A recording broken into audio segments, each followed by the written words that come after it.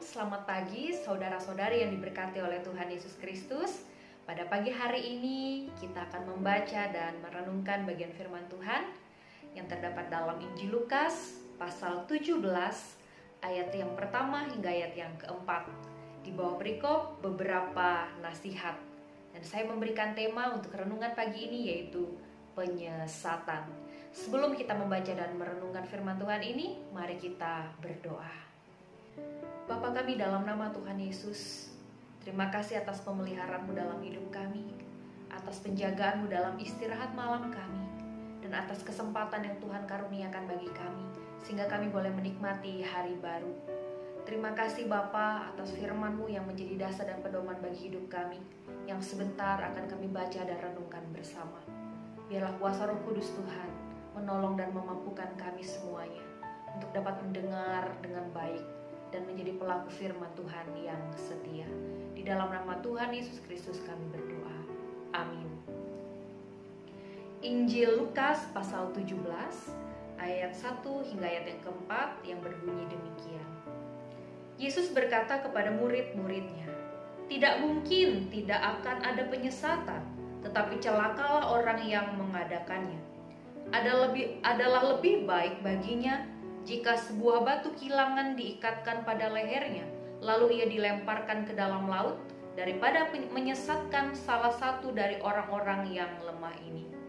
Jagalah dirimu, jikalau saudaramu berbuat dosa, tegurlah dia, dan jikalau ia menyesal, ampunilah dia. Bahkan jikalau ia berbuat dosa terhadap engkau 7 kali sehari, dan 7 kali ia kembali kepadamu dan berkata, 'Aku menyesal,' engkau harus mengampuni dia." Amin. Saudara-saudari yang diberkati oleh Tuhan Yesus Kristus, di dunia yang telah dirusakkan oleh dosa ini, penyesatan itu selalu ada, baik yang datang dari luar maupun dari dalam. Dalam nas kita pada hari ini, Tuhan Yesus mengingatkan agar jangan sampai menyesatkan orang-orang yang lemah, yaitu orang-orang yang miskin, yang berkekurangan, orang-orang yang pendidikan dan pengetahuannya terbatas, dan orang-orang yang status sosialnya dianggap rendah pada zaman itu. Selain itu, istilah orang-orang lemah ini juga ditujukan untuk orang-orang yang baru menjadi percaya, yang mana banyak di antara mereka yang masih lemah imannya, yang mudah disesatkan oleh berbagai pengajaran. Tuhan Yesus memberikan peringatan yang sangat keras dan juga tegas bahwa menyesatkan orang adalah suatu dosa yang sangat besar, sehingga hukumannya layaknya ditenggelamkan dengan pemberat batu kilangan. Oleh karena itu Tuhan Yesus menasihatkan murid-muridnya, termasuk kita, untuk dapat menjaga diri, waspada, supaya kita tidak membiarkan diri kita tersesat dan menyesatkan orang lain. Sebab penyesatan bisa saja terjadi tanpa disadari dalam kehidupan kita, dalam kehidupan persekutuan orang-orang percaya. Misalnya, ketika kita mengedepankan diri pribadi kita agar orang-orang menjadi kagum terhadap kita, itu berarti kita telah mencuri kemuliaan Allah. Juga adanya sikap sombong, angkuh, tinggi hati, dan suka merendahkan orang lain.